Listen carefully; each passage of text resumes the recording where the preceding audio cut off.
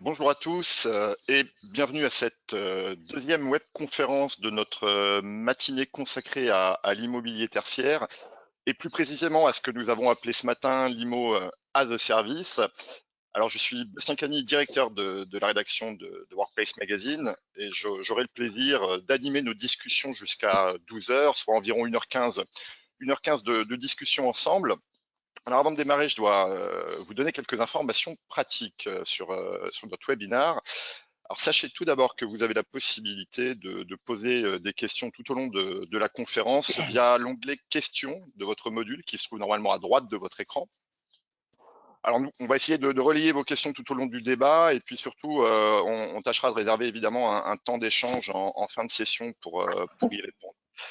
Dans ce même module, vous pourrez également télécharger les articles de nos partenaires qui ont contribué au numéro spécial IMO de Workplace Magazine.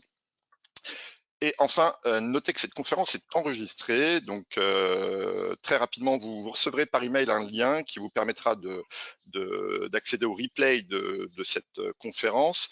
Et par la même occasion, vous pourrez également feuilleter gratuitement le numéro spécial immobilier tertiaire de Workplace Magazine, consacré donc à l'IMO as a Service. Alors, on l'a vu précédemment, derrière ce concept d'IMO as a Service s'exprime un certain nombre de tendances de transformation qui touchent aujourd'hui le monde de l'entreprise, à commencer par ce triptyque des armées incontournables qui est la recherche de flexibilité, d'agilité, d'innovation. C'est-à-dire finalement la nécessité pour les entreprises d'activer de nouveaux leviers de productivité dans une économie qui est devenue une économie de la connaissance. Alors à cela, on l'a vu tout à l'heure lors de la première table ronde, il faut bien sûr ajouter la problématique croissante de la mobilité des salariés, l'extension du télétravail, la prise en compte de nouveaux enjeux liés à l'attractivité, mais aussi à la qualité de vie du bureau. Enfin, l'IMO as a Service désigne aussi ce grand mouvement de servicialisation de l'économie, c'est-à-dire ce passage d'une économie centrée sur les produits à une économie des effets utiles, à une économie tournée vers la valeur d'usage. C'est finalement l'idée aujourd'hui que le service rendu, sa pertinence, son utilité sont plus importantes que le bien. Alors, comment se traduit cette servicialisation dans l'immobilier tertiaire? Eh bien, elle induit un changement de point de vue, un changement certes encore émergent, il faut le reconnaître, mais qui commence à être exprimé avec de plus en plus de conviction par un certain nombre de directeurs immobiliers. Un changement qui finalement consiste à ne plus considérer l'immeuble de bureau comme un pur bâti, comme simplement des mètres carrés ou comme un actif financier, mais bien réellement comme un outil de production au service du travail. La question dont nous allons débattre ce matin plus précisément à la suite de la première table ronde qui s'est déroulée, qui s'est terminée il y a quelques minutes, est de savoir quels sont les acteurs, quels sont les modèles qui seront en mesure d'opérer cette convergence entre les espaces, les services et les usages. Pour y répondre, 5 intervenants ont accepté notre invitation. Je vais vous les présenter dès maintenant. Tout d'abord, David Ernest, bonjour. Vous êtes le directeur du développement et de l'innovation chez Vinci Facilities, un acteur majeur du FM implanté en Europe. Alors, je crois que vous exploitez pour le compte de vos clients un peu plus de 75 millions de mètres carrés sur plus de 15 000 sites différents. Donc, ça commence à faire beaucoup.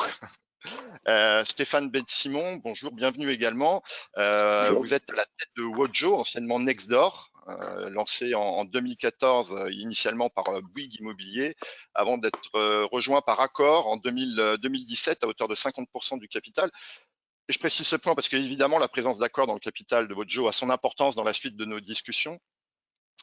Comme Pinchard, bienvenue également, bonjour à vous. Alors bonjour. Vous êtes le directeur commercial et marketing de Zèbre. Vous développez notamment une plateforme technologique qui permet de connecter les services aux occupants des lieux. Et évidemment, on verra en troisième partie de cette rencontre quel rôle peuvent jouer potentiellement et même sans doute très sûrement les technologies numériques dans cette transformation servicielle de l'immobilier. Et nous évoquerons également ce sujet avec Christophe Bouvard. Bonjour à vous également, Christophe. Bonjour. Vous êtes le directeur commercial d'Iporta, un éditeur intégrateur de logiciels qui développe et commercialise notamment, là encore, une plateforme. On reviendra sur le rôle des plateformes évidemment par la suite. Donc une plateforme de services dédiée spécifiquement au marché de l'immobilier. Enfin, Bruno Donjon de Saint-Martin, bonjour, bienvenue, merci d'avoir accepté notre invitation. Vous êtes le directeur général du pôle bureau Europe d'Unibail Rodamco Westfield. Alors, nous vous avons demandé ce matin, pour ouvrir nos discussions, de nous présenter l'un des derniers grands projets emblématiques de votre groupe, la Tour Trinity, qui a été inaugurée, livrée en tout cas en avril, je crois, 2020, en tout cas en début d'année 2020 dans le quartier d'affaires de la Défense à Paris. Une tour dite de nouvelle génération et pour laquelle on va le voir, vous avez fait un certain nombre de paris sur le plan constructif d'une part, mais c'est pas trop notre sujet aujourd'hui, mais aussi surtout en termes de proposition d'espace et de services. Et je vais donc immédiatement vous laisser la parole pour une dizaine de minutes. Alors, je souligne dizaine de minutes et nous reprendrons nos échanges tout de suite après votre intervention. Ok, merci beaucoup Bastien, bonjour à tous et merci de cette opportunité. Alors je rectifie très brièvement, ce qui a été livré sur la tour Trinity, ce sont les espaces témoins. La tour devait être livrée pendant la période de coronavirus et sera livrée à l'automne de façon définitive. D'accord. Mais bon, voilà, pas de grosses variations. Et effectivement, dans le cadre de cette présentation et sur la thématique du service, je vais vous parler en fin de présentation très rapidement des services au sens opérationnel, les services opérationnels de Trinity. Mais j'ai envie de dire le principal intérêt de mon intervention ici et également ce qui a été le plus important dans la démarche de conception de la tour Trinity, ça a été de se dire que l'architecture elle-même, que l'objet immobilier elle-même, que l'espace lui-même doit remplir aujourd'hui ou permettre aux futurs occupants de remplir une offre de service, un ensemble de fonctions qui sont bien différentes de ce qu'elle était auparavant. On a évidemment toujours la fonction de devoir mettre des postes de travail individuels, mais dans un environnement où le rôle de l'immeuble de bureau et de l'espace de bureau évolue encore plus vite avec les 3 mois qu'on vient de vivre, on a dû se questionner sur quels sont les services in fine que doit remplir un immeuble siège ou un immeuble de bureau pour ses utilisateurs. Là, je vais passer très rapidement, mais en tout cas, on parle de quoi? On parle d'un immeuble qui fait environ un petit 50 000 m², qui est situé à la Défense et qui aura une capacité d'accueil de 4 500 collaborateurs.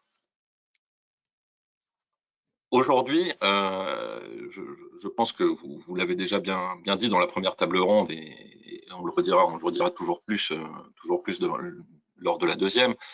Le rôle de l'espace de bureau est devenu critique pour l'organisation des entreprises et doit remplir des fonctions qui ne sont plus celles ou plus seulement celles qu'il assumait il y a une dizaine d'années. Notre enjeu aujourd'hui, c'est de se demander dans un contexte où la guerre pour attirer et retenir les meilleurs talents ou exprimer les valeurs et le pourquoi de l'entreprise au sein de l'espace physique de travail est devenu quelque chose d'essentiel. Comment est-ce qu'un objet architectural, je vais parler d'architecture, mais comment l'organisation des volumes, l'organisation des espaces se doit d'être complètement revu pour permettre de répondre à une offre servicielle, au fait de rendre capables les entreprises de répondre à leurs enjeux d'aujourd'hui.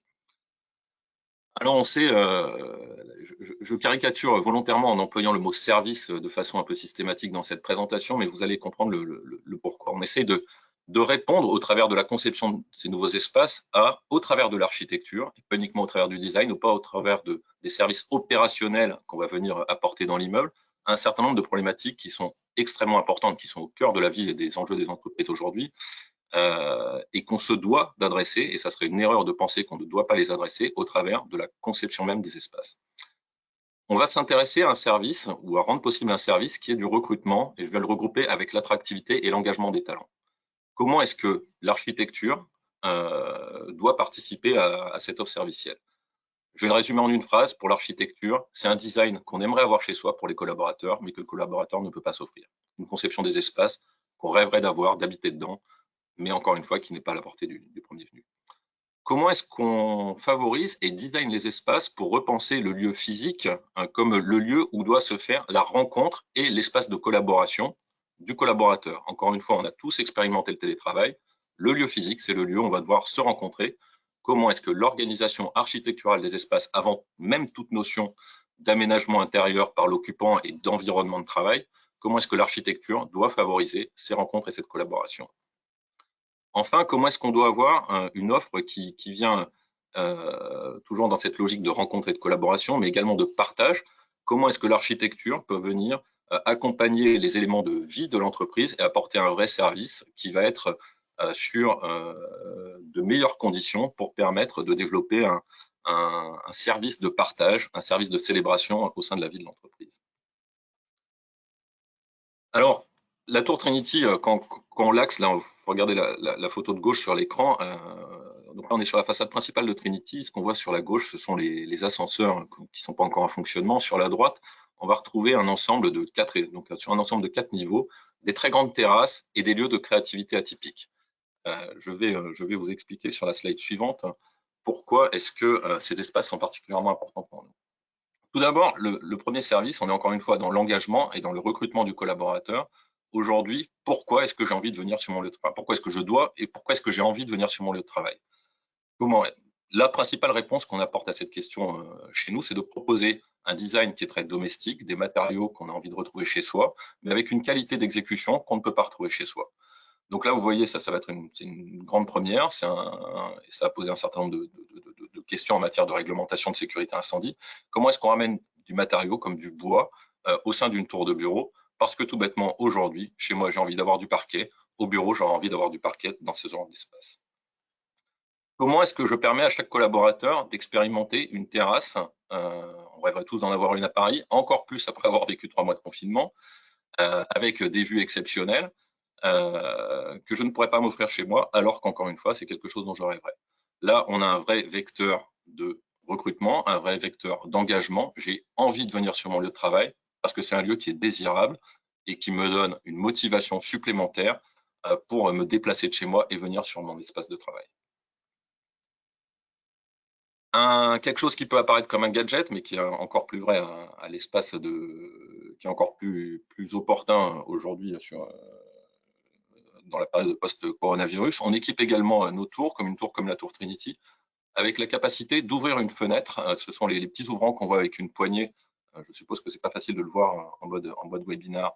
À cet endroit-là, on est capable d'ouvrir la fenêtre et de se reconnecter avec l'air extérieur, encore une fois, dans cette notion de comme à la maison, mais mieux qu'à la maison.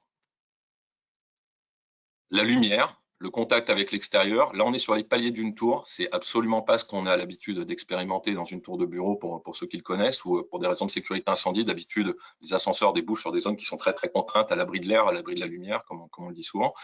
Là, on est sur un langage qui est totalement différent. On retrouve ce bois au parquet et on offre à chaque endroit un panorama, une vue fantastique dès le palier d'ascenseur. Encore une fois, pour donner cette volonté d'engagement, cette volonté de qualité que ne va pas forcément pouvoir retrouver le collaborateur sur son domicile ou sur certains lieux de travail ou de travail alternatif plus traditionnels.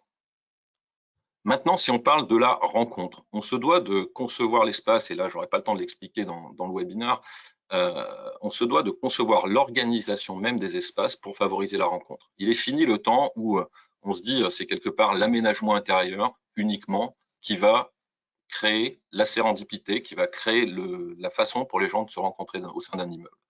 Aujourd'hui, on a vraiment conçu tout le noyau de Trinity, et on va le développer juste après. Il y a également des escaliers dans Trinity, pour que, au niveau du palier d'ascenseur, s'interconnectent 4 ou 5 formes de flux, qui sont des flux, donc évidemment, sortant des ascenseurs, mais également des flux qui sont à l'intersection avec les escaliers au sein de la tour, qui sont conçus comme des escaliers de convivialité reliant les étages en duplex, qui vont venir s'interconnecter avec des zones, et c'est les petites salles de réunion qu'on voyait tout à l'heure sur l'image, où je vous disais, au sein de la séquence de 4 étages, il y a 2 salles de réunion, qui sont des salles de réunion qui sont déconnectées du plateau, pour que viennent, et scientifiquement, j'ai envie de dire, s'interconnecter tous les flux informels non prévus, et c'est là que se crée la valeur de l'entreprise, au sein de ce cœur de vie. Et encore une fois, on ne met plus cette valeur de rencontre et de croisement des gens au hasard. Non, aujourd'hui, on n'est plus uniquement dans la fonctionnalité. Comment est-ce qu'on capitalise sur la façon dont l'architecture même contraint et génère les déplacements au sein de l'immeuble?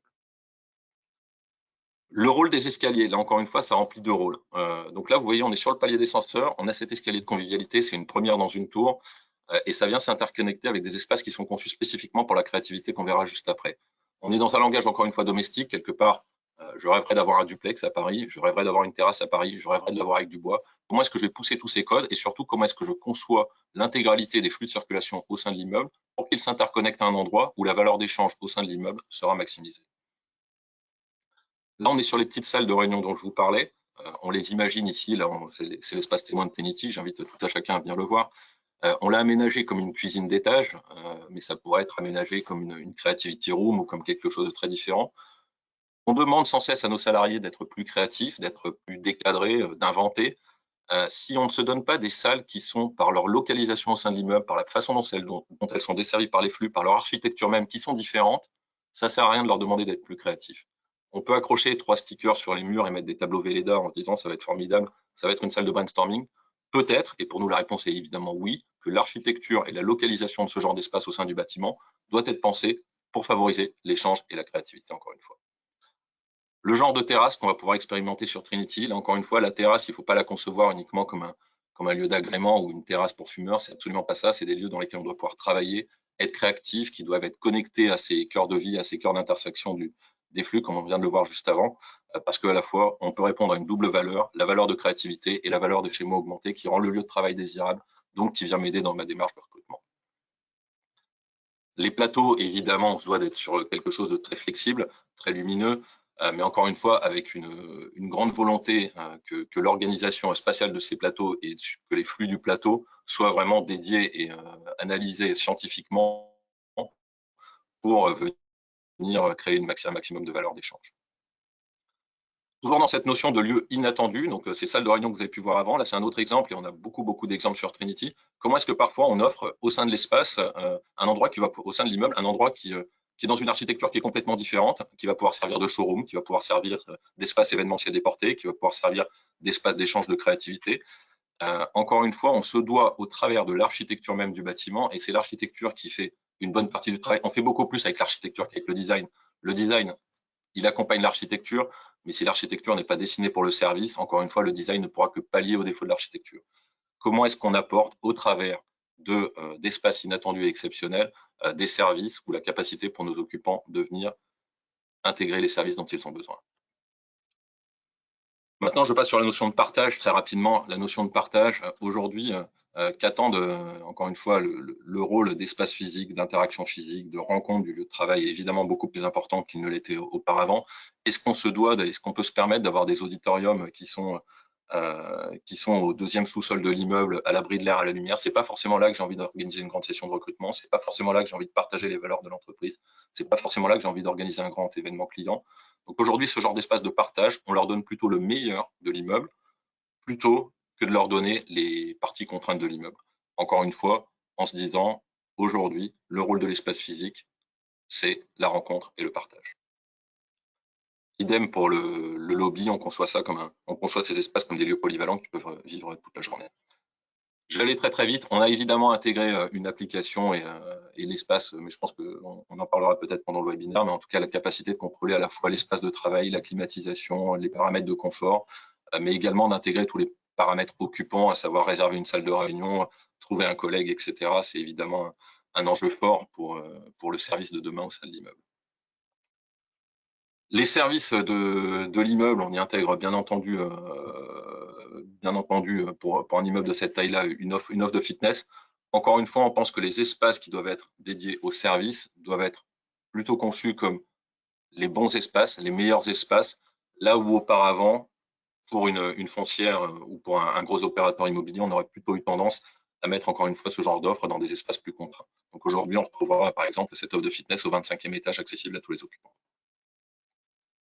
La restauration, j'en parlerai très peu, même si aujourd'hui deux concepts. On essaye d'aller de plus en plus sur une offre brandée. C'est quelque chose donc opéré sous des concepts commerciaux et pas uniquement sous de l'offre des grands opérateurs traditionnels. Pourquoi? Pour donner une qualité de service au sein de l'immeuble qui soit celle d'une expérience de la vie de tous les jours, qui soit celle d'un centre-ville, qui soit celle d'un bon centre commercial, pour aller favoriser la considération, on va dire, du salarié au travers de ces services. Une offre néanmoins qui me paraît importante, on a tous, et je pense que c'est une problématique partagée par les foncières comme par les utilisateurs, essayer de faire vivre nos restaurants d'entreprise à toute heure de la journée. Malheureusement, on n'y arrive pas, on y arrive mal. Pourquoi? Parce qu'en général, de toute façon, pour une réunion de 3 personnes, de 5 personnes, l'utilisateur va avoir un sentiment d'espace disproportionné par rapport à la fonction qu'il va en avoir derrière. Donc, on a choisi plutôt d'avoir deux sous-offres au sein de l'offre de restauration. On a 6 ou 7 restaurants au sein d'un ensemble comme celui-ci, qui soit vraiment axé comme étant une cantine coworking, c'est-à-dire une cantine qui va pouvoir vivre toute la journée et proposer des vrais espaces de travail communautaires au sein de la tour. C'est-à-dire plutôt que de se dire on essaye de démultiplier cette démarche de mutualisation et des espaces et d'occupation au maximum des espaces, plutôt concentrer cette démarche sur certains espaces spécifiques, plutôt d'essayer de l'étendre sur l'intégralité de l'offre de restauration, ce qui en général est voué malheureusement à l'échec. Voilà, j'ai fini, j'espère que j'ai pas trop débordé des 10 minutes et je vous repasse la parole. Bien, merci Bruno Donjon pour votre intervention. Je vais tout de suite demander aux autres intervenants, voilà, de bien vouloir rallumer les caméras. Et Monsieur Donjon, j'en profite que vous ayez la parole pour vous poser la première question et engager notre discussion. Alors, effectivement, on n'a pas trop la parler de services en termes d'exploitation, mais c'était très bien comme entrée en matière. On voit bien là, à travers la présentation que vous faites que Trinity a été pensé réellement comme un support de service. Que la problématique à laquelle vous cherchez à répondre n'est pas seulement une problématique de mètre carré, vous cherchez à réellement répondre à des problématiques d'usage, me semble-t-il. Est-ce que selon vous, mais je pense que la réponse au vu de ce que vous venez de présenter sera assez évidente, mais elle va nous permettre d'engager nos discussions. Est-ce que selon vous, demain, la proposition de valeur de l'immobilier tertiaire sera d'abord servicielle, c'est-à-dire réellement tournée vers les usages, vers une promesse d'usage, une qualité d'usage des espaces, avant d'être purement immobilière? Je pense que je vais vous faire une réponse de Normand, ça sera un mix des deux, évidemment. Maintenant, évidemment, on tend vers un enrichissement de l'offre de service et vers des propositions de services plus pointues. Et je pense que ça va être un des vrais enjeux de, de, de faire le tri, quelque part le choix des services qu'on veut opérer au sein de l'immeuble. Euh, Peut-être d'arrêter de les surmultiplier à un moment donné et se demander quels sont les services qui sont essentiels pour la vie de l'entreprise, ce qui revient à se poser encore une fois la question et le rôle de l'espace de bureau physique et comment est-ce que j'apporte des services qui sont selon nous vraiment en résonance avec les enjeux fondamentaux et probablement moins sur des enjeux qui sont un peu moins centraux. Et encore une fois, je pense que tout ce qui est service qui va favoriser et qui va résonner avec le rôle de l'immeuble physique qui est la réunion, qui est l'espace d'échange, qui est l'espace de communication qu'on ne sait pas remplacer par moment. Je pense que les services et la capacité de l'immeuble à accueillir ces services dans de bonnes conditions, et c'est ce qu'on essaie de développer un peu par l'architecture, nous, vont être vraiment des éléments clés de la valeur immobilière de l'espace de bureau. Alors, David Ernest, je me tourne vers vous parce que finalement là on vient de voir une présentation d'un immeuble de bureau quand même où l'intégration de services a été pensée assez loin dès le départ dans la conception des espaces et de l'architecture des circulations, on l'a vu. Coproduire une solution avec le client, vendre plutôt que de lui proposer un service standardisé, s'intéresser aux effets utiles, à l'impact sur le bénéficiaire final. Tout ça sont des sujets que dans le monde du FM, on traite maintenant depuis quelques années. Il y a une vraie réflexion engagée sur cette problématique de comment je délivre le service au bon endroit, au bon moment. Est-ce que finalement, finalement, ces sujets-là vont pas se déverrouiller? Paradoxalement, ce déverrouillage ne va pas venir par l'immobilier. Est-ce que finalement, le changement de paradigme que le FM attend, c'est pas par l'immobilier qu'il va émerger? Alors c'est vrai que quand on parle de immobilier as a service, on a deux mots qui ne se parlent pas au départ. C'est-à-dire que le monde de l'immobilier et les mondes du service, aujourd'hui, ont du mal à parler ensemble. Alors, est-ce que c'est l'immobilier qui va déverrouiller ça? Je pense qu'il y a aussi du côté des opérateurs qui sont déjà dans le service, c'est-à-dire que les facility managers sont déjà dans le service depuis très longtemps. Pour eux, ça va être de, j'allais dire, monter sur cette couche immobilière et discuter avec les directions immobilières, discuter avec les foncières pour, comme vous l'avez dit aussi en intro, co-construire cette offre d'immobilier et de services, peut-être déjà en amont. Je vais prendre quelques exemples et pour rebondir sur ce que disait Bruno Donjon, ce qu'on cherche à faire notamment, c'est avec les opérateurs qui sont dans la phase amont, c'est de faire intervenir dès le départ des opérateurs de services, par exemple dans la conception des zones d'accueil, puisque l'accueil est en train de se transformer de façon radicale avec l'hospitality management. Et on a peut-être encore tendance à concevoir les zones d'accueil avec un ancien modèle. Si on fait intervenir les opérateurs de services dans les phases très amont de la conception des projets, on va avoir en fait un design de ces zones de service qui va être complètement différent. L'objectif, c'est que non seulement le bâtiment favorise le service et l'expérience utilisateur, et puis derrière, bien sûr, les aménagements, mais aussi et surtout la prestation de service qui vient rendre vivant en fait ces objets pour que les utilisateurs, alors quand je dis utilisateur, ça va être aussi bien en termes d'entreprise utilisatrice qui va chercher à développer la performance dans son immobilier, mais aussi chaque individu. Donc oui, l'immobilier peut être un élément pour déverrouiller ce sujet.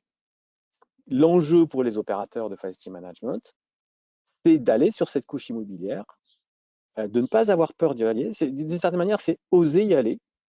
Oser y aller parce que il y a un certain nombre de compétences qui sont déjà maîtrisées chez les opérateurs de facility management. Il faut oser aller sur l'immobilier, il faut oser aller sur le mètre carré. Alors, on va revenir sur effectivement l'enjeu que représente cette ouverture pour les acteurs du FM. On va y revenir vraiment lorsqu'on va traiter la question du qui et de quel modèle. Mais Stéphane Ben Simon, sur cette idée que demain, et je présume déjà quelle va être votre réponse, mais sur cette idée que demain, là n'a plus de sens de séparer l'IMO d'un côté et les services de l'autre.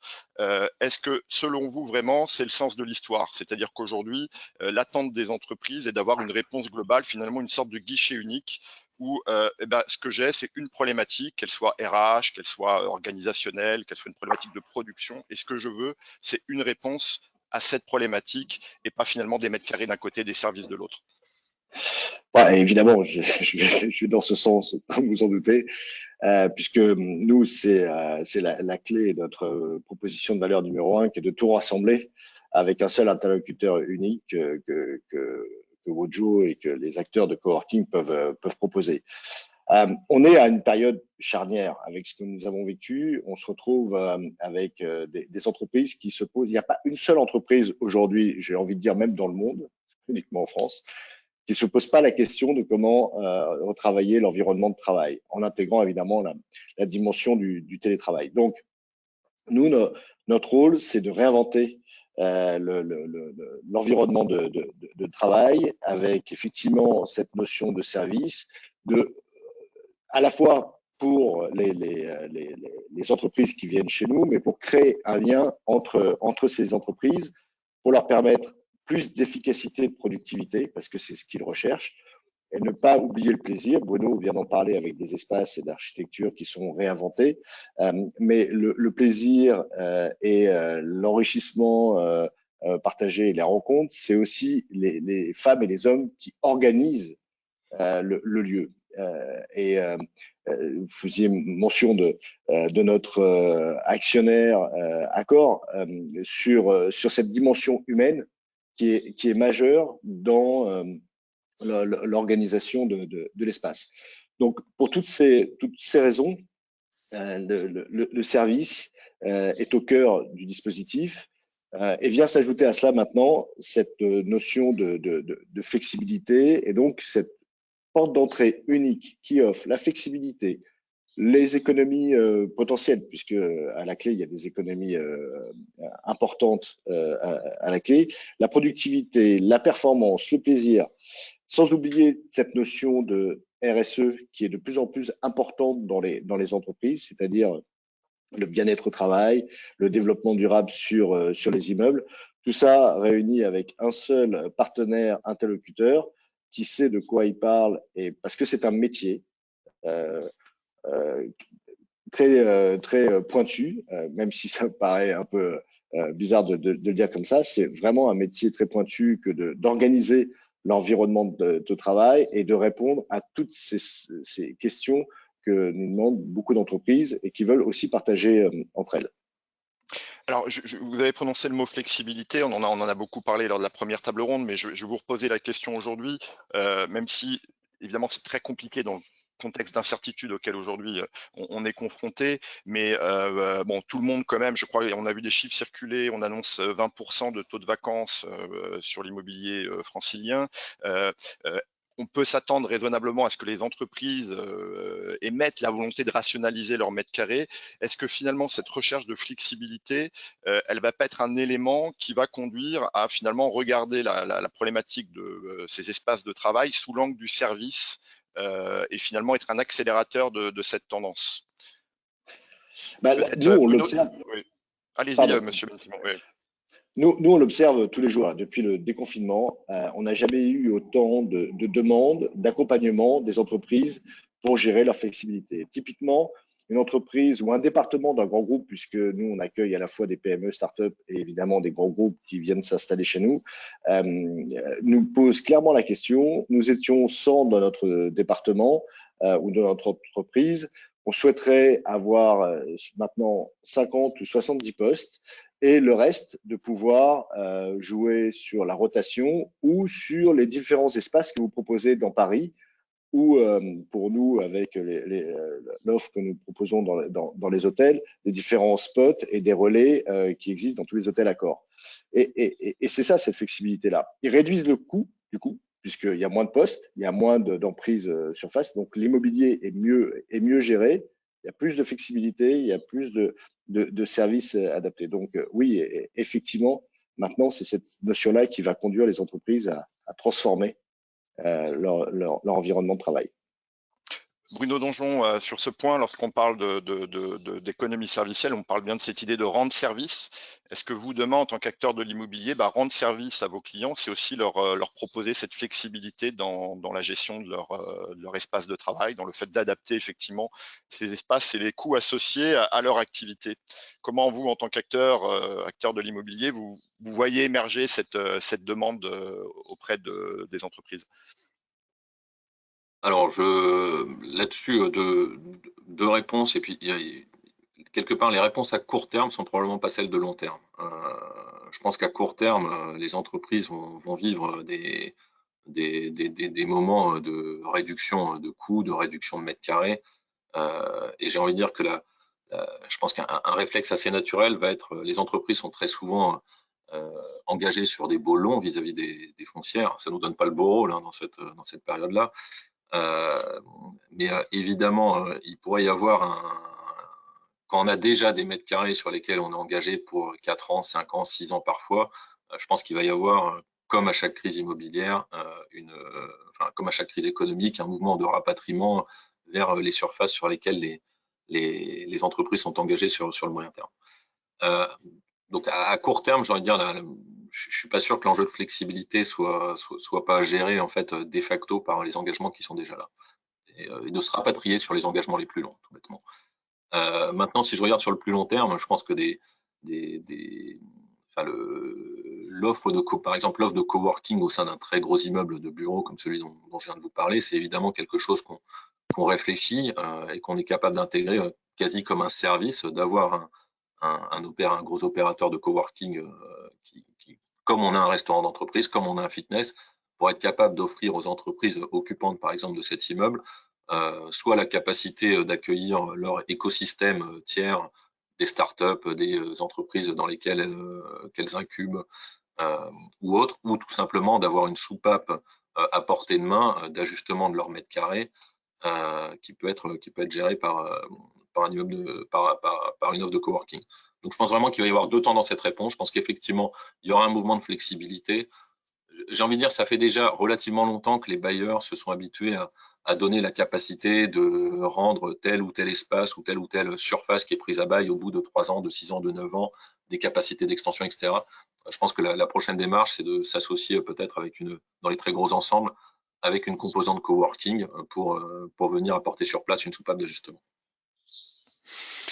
Merci. Alors, David Ernest, on pourrait effectivement, est-ce qu'on n'est pas entre deux, je dirais entre deux choix possibles là aujourd'hui à l'heure à laquelle on parle, c'est-à-dire d'un côté finalement des entreprises qui vont essayer d'activer de nouveaux leviers de productivité en jouant la carte des services, c'est-à-dire en essayant de faciliter au maximum le travail pour leurs collaborateurs, ou est-ce qu'au contraire dans la période qu'on traverse, on ne risque pas de voir se réactiver, je dirais, les vieilles recettes de réduction de coûts et finalement un retour en arrière sur cette intégration des services, en tout cas dans cette idée qu'aujourd'hui l'environnement de travail, c'est d'abord un écosystème serviciel.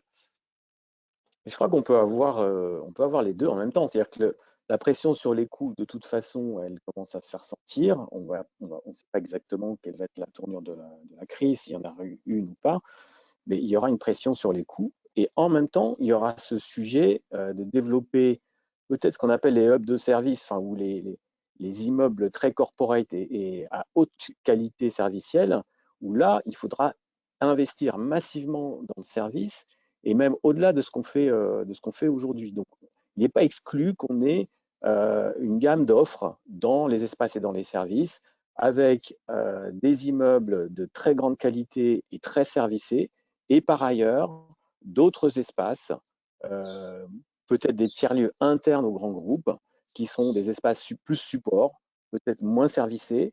Donc on va avoir finalement se développer ces menus d'espace ou ces menus d'expérience pour l'utilisateur qui vont aller du télétravail au coworking, au corporate working et puis au hub de services de très haute qualité pour les entreprises. Parce que de toute façon, il faudra trouver un moyen pour attirer le collaborateur et quand il viendra au bureau, il aura cette offre de créativité, de collaboration avec ses équipes. Et ça restera un élément fort d'entreprise. Donc, je pense que les deux vont se jouer. Et aujourd'hui, nous, ce qu'on constate déjà aujourd'hui, c'est que nos interlocuteurs qui aujourd'hui étaient plutôt les directions de l'environnement de travail, on commence aujourd'hui à discuter également avec les directions immobilières de nos clients pour accompagner cette transformation. Alors, on voit bien aujourd'hui, Stéphane Ben-Simon, qu'il y a une famille d'acteurs qui participent grandement au renouvellement de la réflexion sur le rôle de l'immobilier. Évidemment, je parle du coworking. Alors, on voit aujourd'hui que ces acteurs investissent le marché de l'immobilier classique avec des offres de corpo working, mais aussi avec des solutions de contract management. Tout le monde regarde un peu les faits et gestes des acteurs, dès qu'un acteur, et c'est vrai qu'ils sont plutôt actifs en ce moment, on en a vu pas mal d'initiatives annoncées ces derniers temps.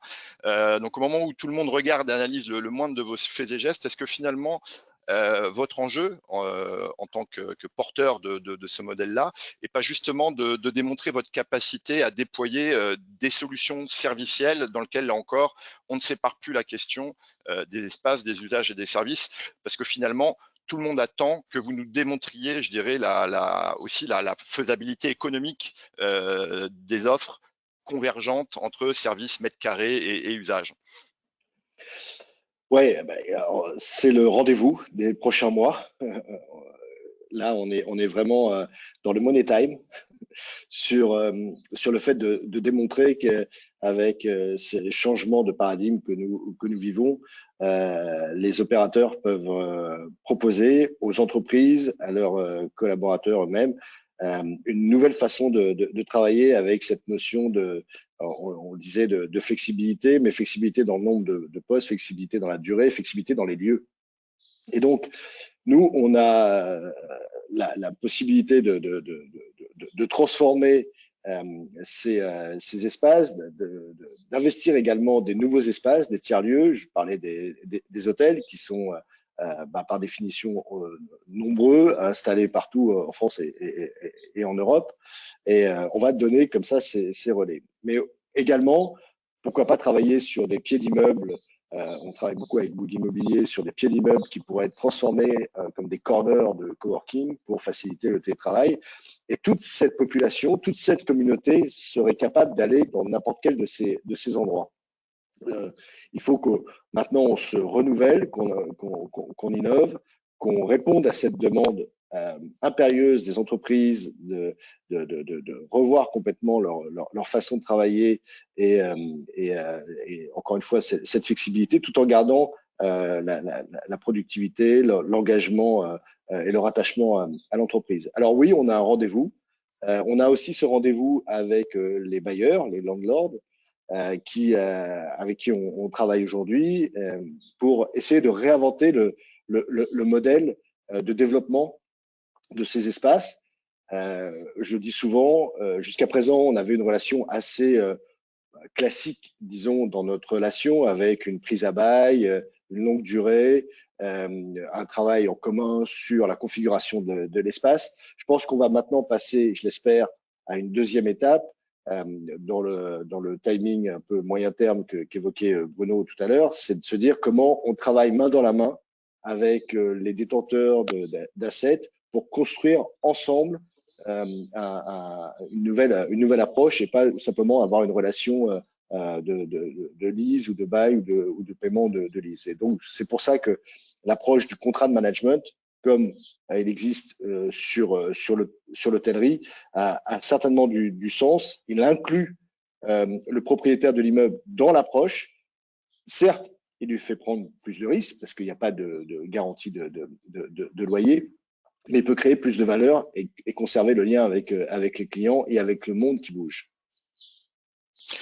Alors c'est intéressant, on pourrait évidemment discuter longtemps sur le sujet du contract management, mais on y reviendra peut-être et je réinterrogerai peut-être Bruno Donjon sur ce point un peu plus tard si on a le temps, mais là je voudrais quand même, parce que j'évoquais les ambitions du coworking et David Ernest, évidemment je me retourne vers vous, on s'est bien rendu compte quand même pendant la crise que les acteurs du FM ont répondu présent, hein, ils ont aussi montré leur capacité de résistance, leur capacité à se rendre sur les sites, à entretenir les installations de traitement d'air, bref, à faire tourner les immeubles malgré effectivement cette période de confinement.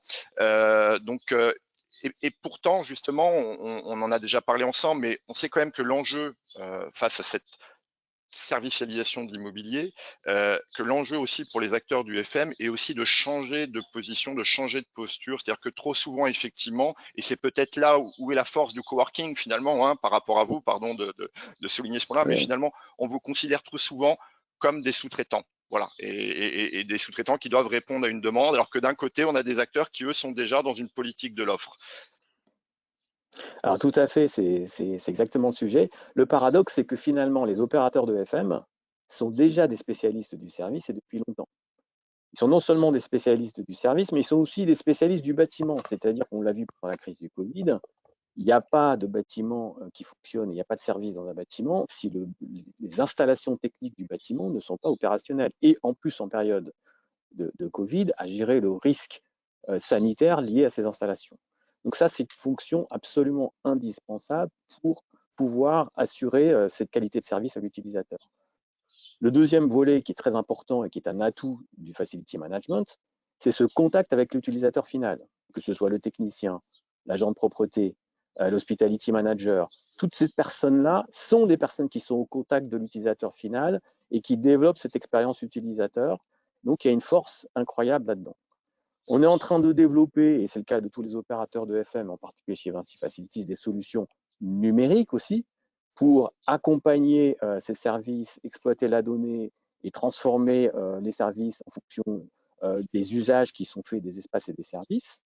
Donc, on voit que vient s'agréger un certain nombre de compétences et depuis peu, et en particulier donc chez Vinci Facilities, on a développé une compétence aussi autour de la conception des espaces. On voit que les briques sont là. Toutes les briques sont prêtes pour revendiquer, je dirais, ce rôle d'opérateur de l'immobilier as a service. La particularité peut-être qu'on a, c'est aussi qu'on a une forte expérience de customisation, de personnalisation, pardon, de notre offre de service en fonction du profil de l'entreprise utilisatrice. Et en fait, ce que l'entreprise utilisatrice va vouloir, ce n'est pas forcément une offre générique d'espace servicé, mais c'est de plus en plus une offre personnalisée à son identité. Et c'est là que, je dirais, on a aussi cette expérience, c'est de bien comprendre la culture de notre client, son mode de fonctionnement, le mode de management même qu'il y a au sein de ses équipes, et d'ajuster en fait cette offre de service et d'espace à ce client qui a envie d'avoir aussi un lieu qui correspond à son identité propre. Alors, Mais comme on disait tout à l'heure, oui, il faut aller maintenant, il faut oser aller sur ce mètre carré. Il faut oser aller sur la gestion de l'espace. Voilà. D'accord, donc je vais vous poser la question en condensé plus directement. Est-ce que demain, Vinci Facilities va, je dirais, lancer des initiatives, des actions en direction, je dirais, prendre des positions, maintenant que vous avez les services, vers les mètres carrés? Est-ce que vous avez des annonces à nous faire? Alors, on va faire des annonces, oui, on va dire que oui, on va y aller. Voilà. D'accord. Bon. C'est court. C'était évidemment une des questions, peut-être une réaction, Stéphane Ben-Simon sur ce point-là finalement. On sait aussi que dans cette problématique de la servicialisation, il y a une vraie difficulté aujourd'hui à adresser le service à la bonne personne au bon moment. Est-ce que justement dans la capacité demain à aller vers cette logique de l'usage, c'est-à-dire de plus seulement délivrer des services standardisés dans une logique de gamme, des fréquentiels, est-ce que l'hospitality management, et ma question s'adresse aussi à David Ernest, mais je vais d'abord laisser Monsieur Ben-Simon répondre, est-ce que l'hospitality management aussi n'est pas demain la clé pour être capable d'aller dans cette dimension d'usage et de pertinence? Oui, c'est la clé et c'est ce qui fait que nos clients aujourd'hui viennent chez nous et restent chez nous. C'est cette notion de personnalisation. Et d'ailleurs, à ce propos, nos équipes, on les nomme plus des hospitality managers, c'est des business partners. C'est-à-dire que clairement, ce qu'ils font, c'est d'écouter le client, de les rencontrer, de les mettre en relation. Parce que ce qu'on ne dit pas suffisamment, c'est les rencontres de différentes entreprises à l'intérieur d'un immeuble. Quand il y a un immeuble pour une seule et une mono-entreprise, il se passe des choses. C'est très monoculturel, mais l'enjeu, et c'est la recherche de beaucoup d'entreprises aujourd'hui et de collaborateurs, c'est de se rencontrer les uns les autres. Et le rôle des équipes, le rôle des femmes et des hommes qui composent les équipes, c'est d'écouter, d'être en relation constante avec les occupants de l'immeuble, les membres, comme on les appelle chez nous, les membres Wojo, pour les mettre en relation, pour essayer de détecter leurs besoins. Et leurs besoins, c'est pas uniquement il fait trop chaud dans mon bureau ou ma chaise ne fonctionne pas. C'est aussi j'ai un problème de développement en Afrique. Est-ce que tu connais quelqu'un qui, dans la communauté Wojo partout à Paris, pourrait m'aider? Et ça c'est du vrai service. Ça, c'est quelque chose que aujourd'hui peu d'opérateurs proposent. Et en plus, comme on est multi-sites, on sait aller chercher des réponses un peu partout à l'intérieur de nos sites, de nos membres. Donc oui, le service, l'accueil, l'humain, et encore une fois, c'est une étude qu'on a fait il n'y a pas très longtemps, c'est le premier élément d'épanouissement au travail, c'est l'enrichissement intellectuel. C'est pas la vie perso-pro, c'est l'enrichissement intellectuel. Je vais dans mon lieu de travail pour vivre une émotion, pour grandir.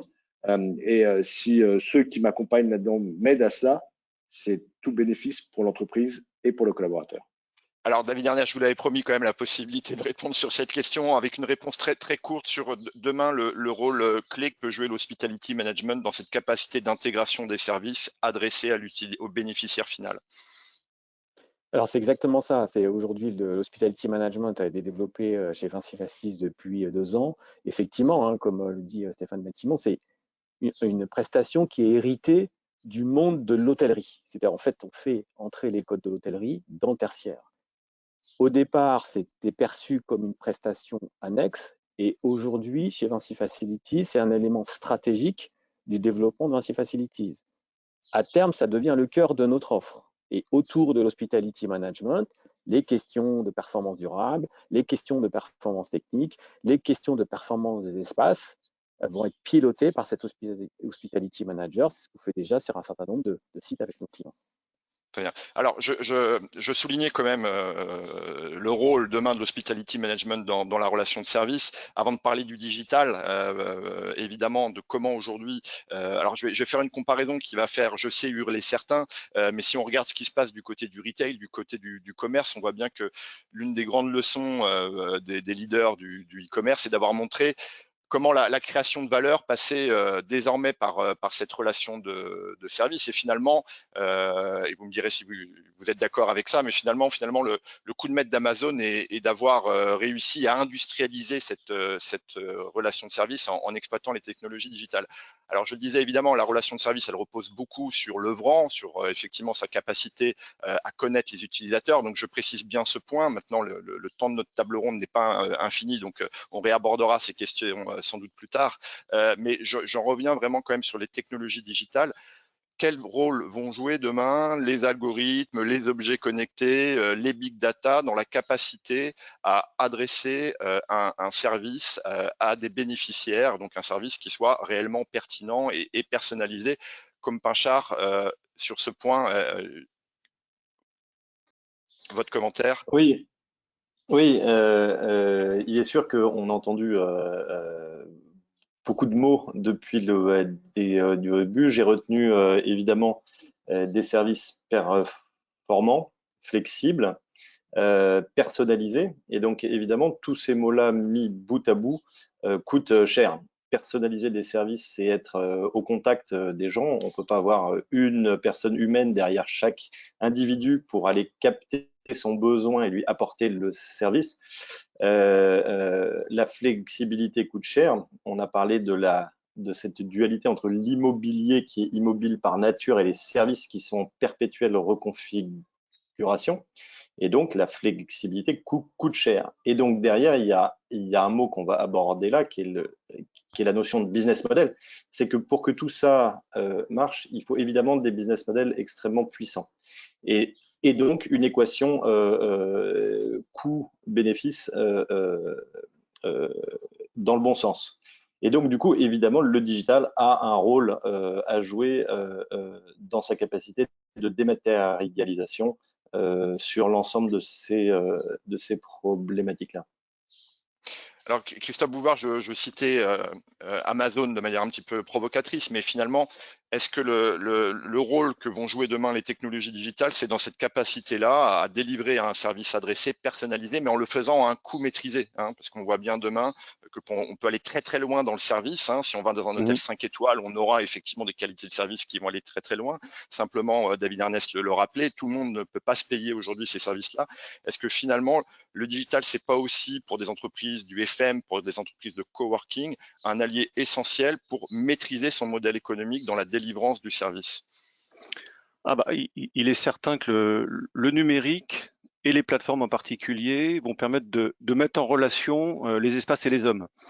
Et ce qui est important pour nous chez e-Porta, c'est d'offrir à l'utilisateur d'un espace la capacité dans l'organisation de son travail, dans l'organisation de sa journée, à pouvoir choisir les bons espaces au bon moment avec le bon service.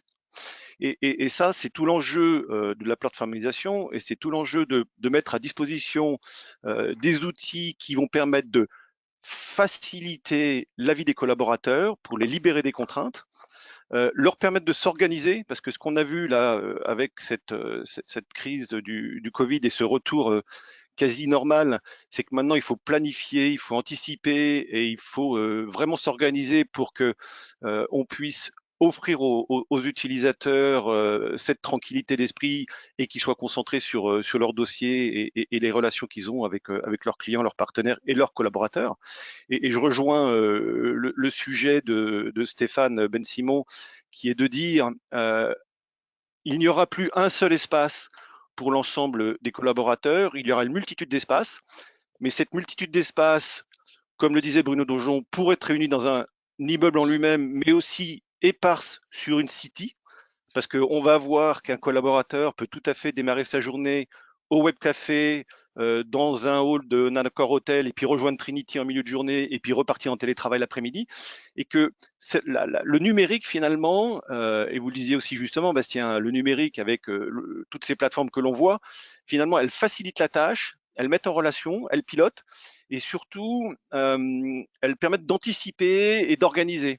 Et comme nos journées à tous, elles sont très contraintes, le fait de pouvoir dire, avec un simple clic sur une smart table comme celle d'Iporta, je réserve mon espace chez Vojo parce que j'ai un bureau partagé à tel endroit, j'y vais, ou je peux aussi avoir des services complémentaires, et là je rejoins David, qui est de dire, bah, la plateforme numérique finalement, elle met en relation les hommes avec l'espace, les hommes avec les espaces, avec les services, et tout ça dans une organisation globale, mais non contraignante. Et c'est tout là l'enjeu de la plateformisation, c'est de réunir l'ensemble des services dans un espace numérique, flexible, évolutif, adaptable, et qui va faciliter la vie des utilisateurs. Et on voit cette pluralité d'usages, on la voit de plus en plus, et nous tous, on la vit de plus en plus, et ça va croissant. Je regardais ce matin un sondage, 89% des Français qui ont fait du télétravail veulent rester en télétravail. Donc il va falloir aussi les ramener vers les espaces de collaboration, d'échange. Et un objet comme Trinity, il est absolument fabuleux. Je le connaissais un petit peu auparavant, et cette réalisation va être très intéressante à aller voir. Mais voyez, donc il faut vraiment qu'on puisse aider finalement à libérer les contraintes des utilisateurs, à leur faciliter la vie. Et je pense que le numérique a un enjeu majeur et primordial, oui, clairement. Alors, il y a quand même une question que je ne peux pas éviter parce qu'on l'a vu, on a vu l'effet de l'arrivée des plateformes dans d'autres secteurs. Je pense là encore à l'exemple du e-commerce. Elle s'est traduite par l'arrivée de nouveaux acteurs. Est-ce que la plateformisation du service dans l'immobilier tertiaire, qui est sans doute pas encore au niveau de ce qu'on peut trouver dans le monde grand public, mais est-ce que finalement, j'allais dire elle risque, mais c'est pas forcément un risque d'ailleurs, mais de faire émerger de nouveaux acteurs du service, ou en tout cas de voir les acteurs traditionnels être challengés par des acteurs justement de cette économie plateformisée. Et est-ce que là, effectivement, c'est pas un élément qui incite à accélérer encore plus la transformation servicielle des acteurs, on va dire traditionnels, j'allais dire du monde d'avant, mais il faut pas exagérer, mais peut-être sur l'aspect purement plateforme, comme Pinchard et peut-être ensuite Christophe Houvard, sur leur capacité un petit peu à bouleverser les modèles anciens. Oui, chez Zeb, on travaille beaucoup sur un nouveau domaine qui est l'IoT, les objets intelligents, parce qu'en fait, dans ce rapport au physique, au monde physique dans lequel on est, évidemment, le smartphone est lié à l'individu, les objets connectés au lieu. Et donc, du coup, ce type de plateforme nouvelle qui a ces capacités de faire descendre des systèmes d'information dans notre monde analogique dans lequel on vit, évidemment, va amener cette jouabilité et cette performance attendue. Alors, c'est pas le tout parce que la capacité de délivrer des interactions nouvelles va en fait permettre un lien beaucoup plus fort entre la captation de la demande des usagers vers ceux qui orchestrent les services. Donc en fait, c'est un trioptique. On a cette capacité à être au milieu de la relation, à venir prendre ses besoins. Ensuite, il y a évidemment la capacité à orchestrer la demande. On le voit avec Amazon. Ils ont la capacité digitale de savoir ce que les gens souhaitent et ensuite de dispatcher la demande auprès d'intervenants de prestataires externes pour être capable d'amener le service de personnalisation. Et enfin, il y a également la capacité d'améliorer la performance des intervenants sur le terrain. Donc en fait, ce nouveau rôle d'orchestrateur de service va devoir se reposer sur ce type de plateforme qui lui permettent d'être beaucoup plus proche à la fois des usagers, des entreprises et des intervenants, des sous-traitants sur le terrain. Alors, Christophe Houvard, au début de cette table ronde, on se posait la question du qui, qui pour opérer les services de demain. Est-ce que finalement la réponse, c'est comme le souligne comme Pinchard, celui qui opérera, c'est celui qui sera capable demain de capter le besoin. Alors, c'est une question très complexe. Celui qui va opérer le service, finalement, ce sera le prestataire qui délivrera le service qui aura été sollicité par l'utilisateur dans une multitude de services offerts. Et c'est là où la plateforme, elle est extrêmement importante, et la plateforme numérique qui est mise à disposition, dans le sens où non seulement elle permet, comme je le disais précédemment, de faire collaborer les utilisateurs et solliciter des services, mais elle permet également aussi, de ceux à qui délivrent les services de savoir s'ils sont performants. Et là, je rejoins comme, parce qu'on va avoir de la donnée dans cette plateforme pour mesurer la performance du service en lui-même. Et on va aussi récupérer de la donnée pour mesurer la performance de l'ouvrage ou de l'espace. Et l'ouvrage et l'espace, et je vois David, qui lève le doigt, l'espace, l'ouvrage, on en revient finalement aux mainteneurs qui veulent aller vers la plateformisation et vers le service plateformisé, si je peux utiliser ce néologisme, avec des acteurs probablement possibles et potentiels comme Iporta, mais aussi d'autres. Mais de dire que le service va être opéré par un seul opérateur, je n'y crois pas. Je pense que c'est plutôt un ensemble de personnes qui vont délivrer chacun leur service et qu'il y aura un cadre de convergence vers une plateforme unifiant l'ensemble des données pour savoir si c'est performant, si c'est corrélé avec l'attente des utilisateurs et est-ce que ça libère bien les utilisateurs à être performants et à être heureux à travailler là où ils sont dans la libération dont je parlais précédemment. Et ça va être finalement une convergence de l'ensemble de ces données et une multiplication de ces données. Et là, un opérateur qui opère tous les services, j'y crois pas. Je pense plutôt à de la co-construction, mais au travers d'une plateforme unique. Et ça, là, j'y crois plus. Alors, David Ernest, je vais peut-être vous laisser répondre sur cet ensemble de points qui ont été soulevés. Votre avis en tant que, évidemment, grand opérateur de services. Alors, le fait qu'il y ait des nouveaux opérateurs qui viennent se positionner par le digital et qui potentiellement sont des concurrents des opérateurs historiques, peut-être, mais je ne suis pas si inquiet que ça. Nous, on travaille avec une startup qui s'appelle Bob Dépannage, qui est un partenaire de Vinci Facilities sur la plateformisation de la maintenance. Et on voit qu'il y a un marché pour ça, mais qu'on reste quand même dans les immeubles où on a du personnel posté et on est en direct avec les utilisateurs. C'est quand même un humain qui va gérer la plateforme et qui va faire évoluer les services en fonction de la donnée qu'il va collecter, etc. Mais ce sera un humain qui le fera. Et les opérateurs qui délivrent le service, ce sont aussi des humains. Donc, de toute façon, la présence de l'humain reste fondamentale. Et même les opérateurs qui sont sur des plateformes pures, par exemple des portails de services, à un moment donné, ils ont besoin d'un humain pour opérer cette plateforme. Ou alors, ils commencent à recruter, par exemple, des community managers. Parce qu'ils voient que la plateforme sèche, ça ne marche pas.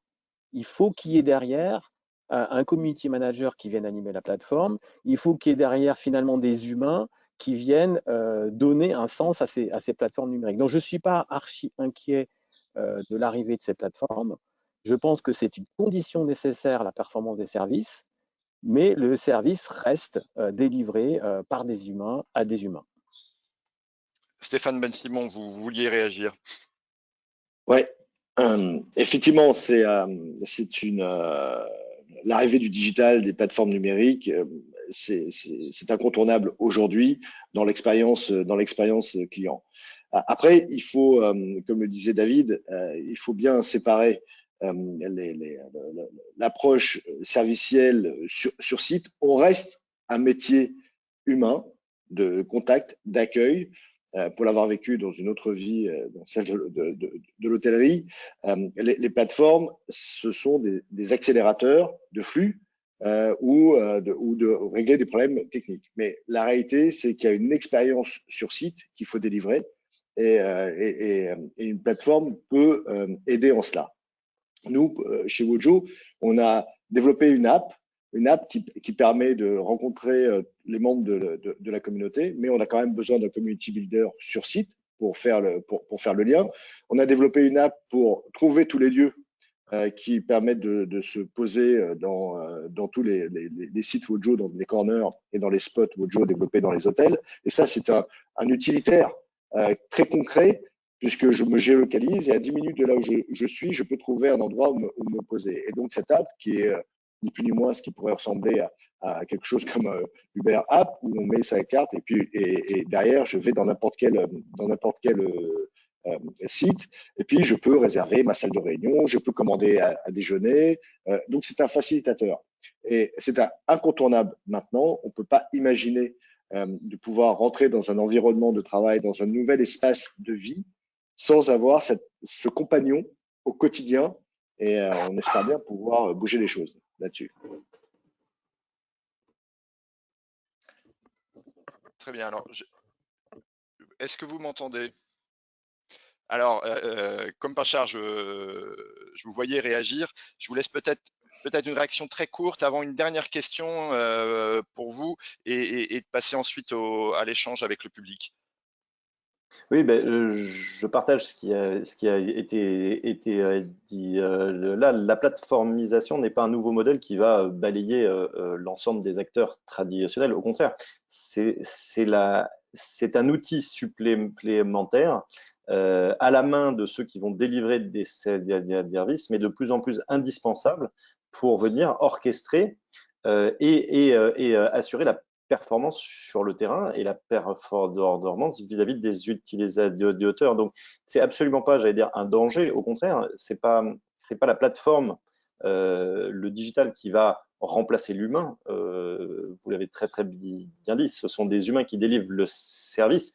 Par contre, les humains vont être aidés parce que passer dans des zones où il y a moins de monde, où il y a moins d'usage ne sert à rien. Et donc, du coup, pour aller orienter l'ensemble des humains justement vers les besoins, ces nouveaux outils vont être indispensables dans les mois à venir à tous ceux qui délivrent et vont devoir orchestrer un écosystème duoplex, comme le rappelait Christophe tout à l'heure.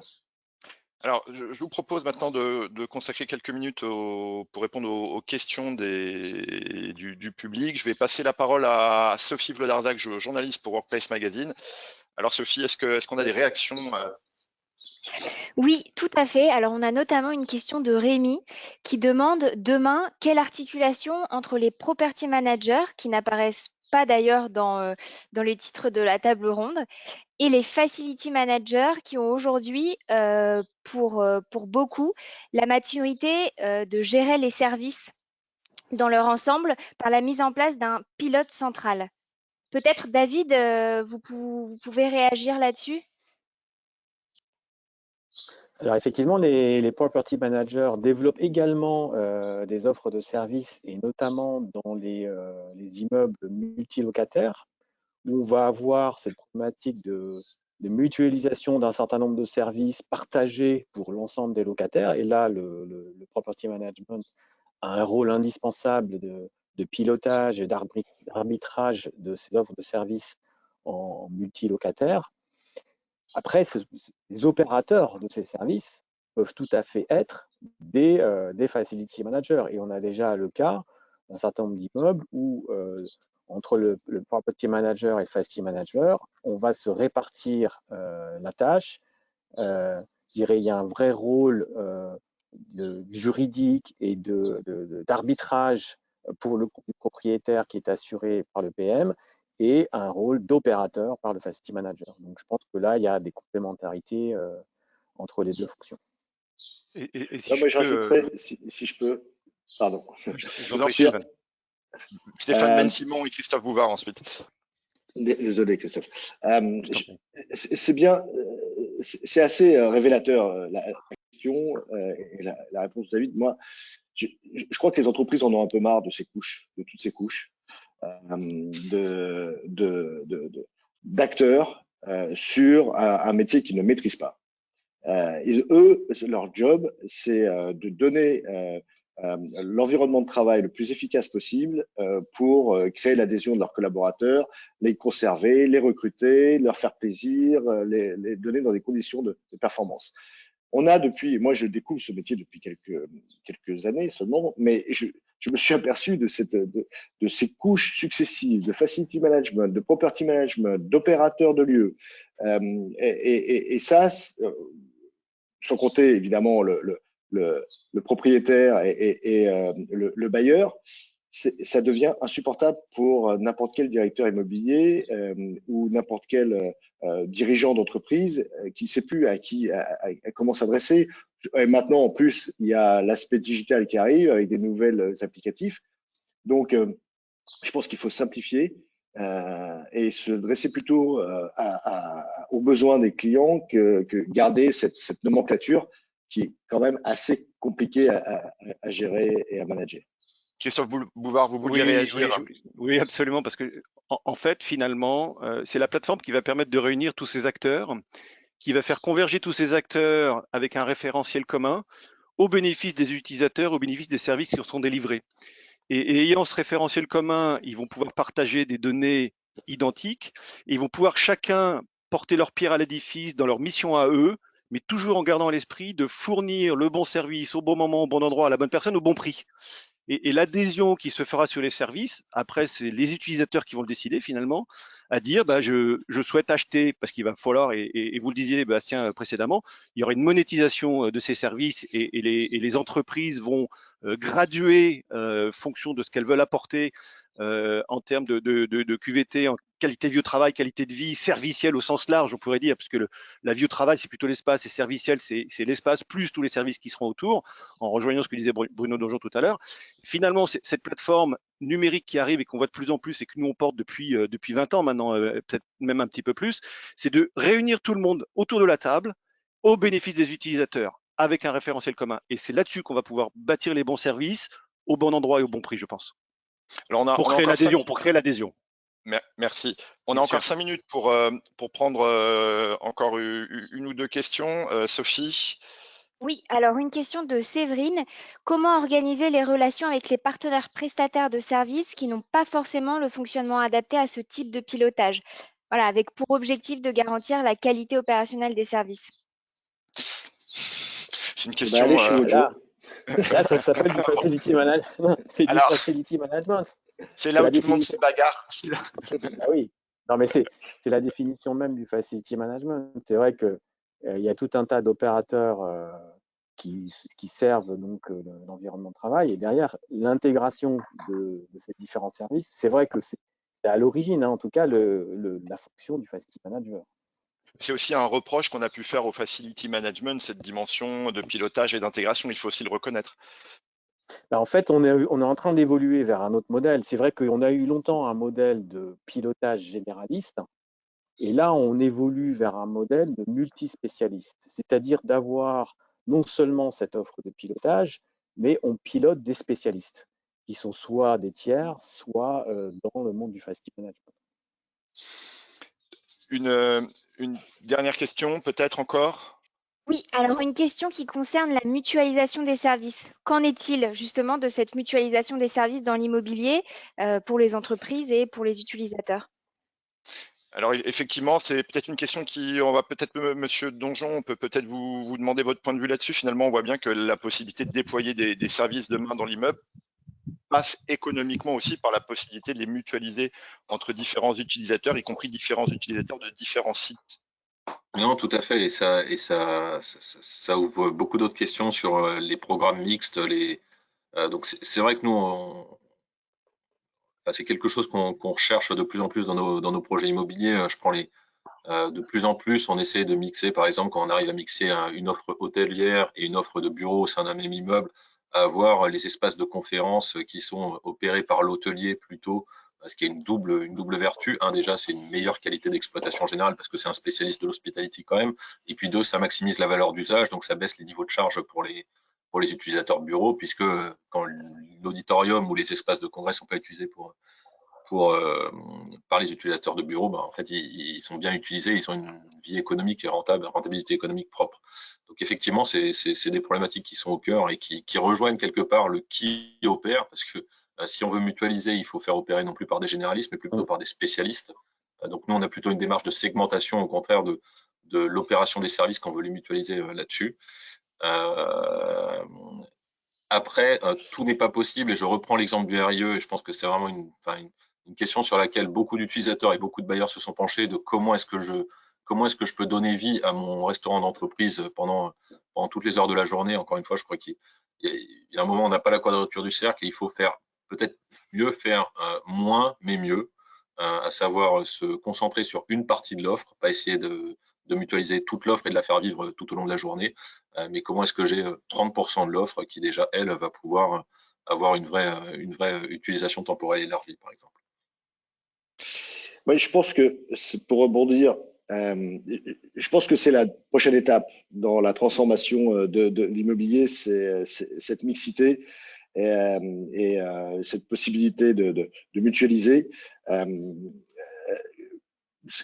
On a tous vu des salles de réunion qui n'étaient pas suffisamment occupées, ou des espaces de restauration, comme dit Bruno, qui ne vivent pas.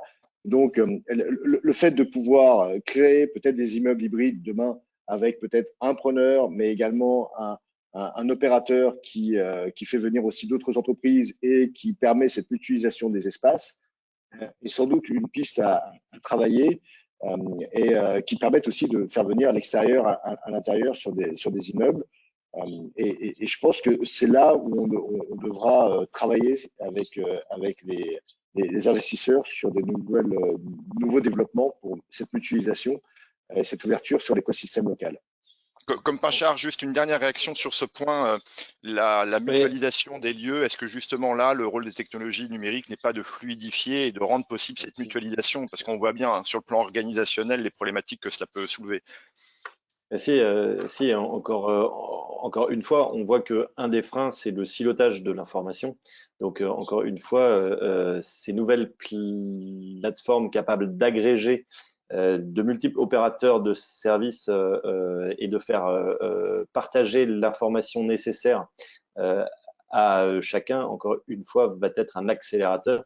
Et aujourd'hui, je partage ce qui a été dit. On ne peut pas considérer la complexité, la personnalisation des services vers laquelle on va arriver avec chacun et chacune qui bosserait avec son propre outil. Voilà. Christophe Bouvard, peut-être un dernier mot sur ce point. J'imagine que vous partagez le point de vue de Com Pinchard. Absolument, je partage le point de vue de Com et puis de tous là. Je crois qu'il faut vraiment se poser la question de ce que l'on veut offrir aux utilisateurs, quel niveau d'engagement les entreprises sont capables de mettre et comment les outils, parce que finalement la plateforme numérique est un outil et les espaces sont des outils, vont permettre de faire communiquer l'ensemble de ces acteurs, de ces lieux, justement au bénéfice de l'usage. Et comme le thème d'aujourd'hui c'était IMO the Services, oui, il y aura une transformation du mètre carré vers du service, c'est certain. Demain, on n'achètera plus du mètre carré, on achètera du service, mais il y aura bien sûr du mètre carré derrière, il y aura du facilities management, il y aura du property management, il y aura de la plateforme, etc. Et tout ça, il faut vraiment qu'on soit tous conscients sur ce marché et dans ces métiers, c'est que c'est au bénéfice des utilisateurs, d'un usage, pour qu'ils soient, comme je disais en introduction, libérés de contraintes pour être heureux, performants, bien dans leurs chaussures et avancer tous ensemble. Voilà, si je peux utiliser ce mot de la fin. Eh bien, écoutez, merci pour votre effort de synthèse pour ce qui était donc la dernière réponse de cette matinée consacrée à l'immobilier tertiaire. Alors, le respect de l'heure est sacré hein, en webinar, donc nous allons terminer ici cette matinée de Lab by Workplace Magazine. Un grand merci encore une fois à nos différents intervenants qui se sont prêtés à ce format un peu inhabituel. Initialement, ces débats auraient dû se dérouler physiquement, en présentiel. On s'est adapté évidemment à la situation sanitaire. Merci également à nos partenaires, Aremis, ePorta, Vinci Facilities, Zèbre, Pénélope et notre partenaire historique sur Workplace Magazine, l'ARSEG. Je vous donne rendez-vous en septembre prochain pour un prochain Lab by Workplace consacré cette fois au fooding, donc aux enjeux on en parlait justement, hein, aux enjeux de la restauration et de l'alimentation en entreprise, où là aussi on pense que suite au confinement, il est possible que les lignes bougent fortement sur ce sujet. D'ici là, continuez à suivre Workplace Magazine sur notre site bien évidemment, mais aussi sur les réseaux sociaux, LinkedIn et Twitter. Merci encore une fois à tous. À bientôt et très bonne journée. Au revoir. Merci, bonne journée. Merci, au revoir. Au revoir.